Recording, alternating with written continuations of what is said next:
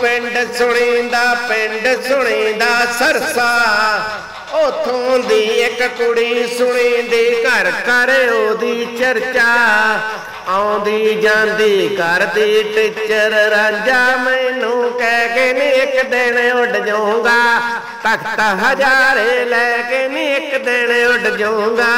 तख्त हजारे लैके नी एक दिन उड़ जाऊंगा। पिंडां विचों पिंड